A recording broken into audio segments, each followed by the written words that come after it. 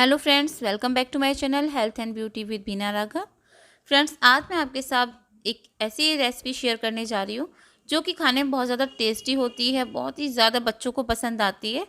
बच्चे तो चॉकलेट के दीवाने होते हैं और उन्हें जितनी ज़्यादा चॉकलेट दे दो उनके लिए वो कम ही लगती हैं।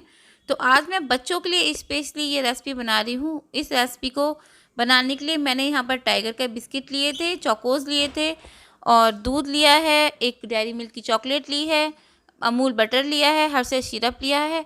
तो इसे रेडी करने के लिए हमें चाहिए एक पैन। तो मैंने यहाँ पर अमूल बटर पूरा डाल दिया था और देसी घी डाल दिया था साथ में, ताकि बटर जले ना।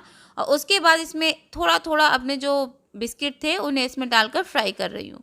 और उसके बाद आपको इन्हें उसमें से निकाल लेना है और एक मिक्सी के जार में डालकर इन्हें आपको पीस लेना है।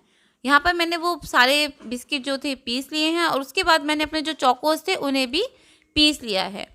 इनका हमें अच्छा सा एक पाउडर बनाना था और ये जो पाउडर हमने बनाया है ये वापस आप उसी घी में डाल देंगे जिसमें हमने अपने बिस्किट जो थे वो फ्राई करे थे।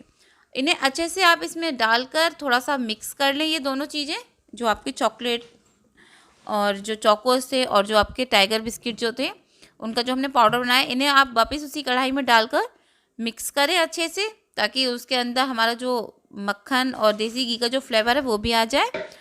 अब इसके बाद हम इसमें ऐड कर रहे हैं अपना दूध। तो यहाँ पर मैंने जो दूध है वो इसमें ऐड कर दिया है। धीरे धीरे करके हम इसमें अपना जो दूध है वो धीरे धीरे कर ही ऐड करेंगे, एक साथ आप नहीं डालना। तो यहाँ पर मैंने 1 लीटर के करीब पूरा दूध जो था वो इसमें ऐड कर दिया है। और उसके बाद ये दूध डालने से थोड़ा सा फीका हो गया होगा तो हमने इसमें चीनी भी ऐड करी है। चीनी से क्या होगा, ये जो थोड़ा सा फीका हो जाता है उससे इसके अंदर मिठास है वो बरकरार रहेगी। तो यहाँ पर हमने अपना जो बाकी का बचा हुआ दूध था वो भी इसी में डाल दिया है। अब हम इसे बहुत अच्छे से चलाएंगे, इन सभी चीज़ों को मिक्स करेंगे। इसके साथ हमने इसमें डेयरी मिल्क चॉकलेट ऐड करी है, क्योंकि बच्चों को तो जितना चॉकलेट ही दे दो उतना कम है। तो चॉकलेट का फ्लेवर भी बहुत ज़्यादा इसमें अच्छा आता है। और उसके बाद ये हमारा जब अच्छे से चल गया था तो हमने इसमें अपना हर्षेस सिरप डाल के उसे भी मिक्स किया था। और उसके बाद हमने एक अलग से इसे कांच के बर्तन में ट्रांसफ़र कर लिया है। यहाँ पर आप इसे इसमें पूरा अच्छे से डाल दें और इसे फिर आपको फ्रीज़र में कम से कम 10 या 15 मिनट के लिए रख देना है। और जब ये अच्छे से ठंडा हो जाए इसे आप अपने फ्रिज में से निकाल लेना।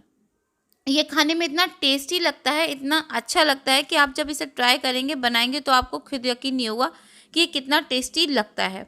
तो यहाँ पर मैंने वो फ्रिज से निकाल के उसके छोटे छोटे पीसेस कर लिए हैं और बच्चों को सर्व कर रही हूँ। आई होप आपको वीडियो पसंद आई होगी। पसंद आई हो तो लाइक करें, शेयर करें, कमेंट करें। Thanks for watching.